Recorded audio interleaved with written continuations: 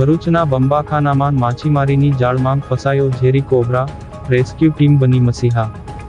ભરૂચ શહેરના બંબાખાના વિસ્તારમાં પોલીસ ચોકી પાછળ આજે એક અત્યંત ઝેરી કોબરા સાપ માછીમારી માટે વપરાતી જાળમાં ફસાઈ જતા ગભરાટ ફેલાયો હતો।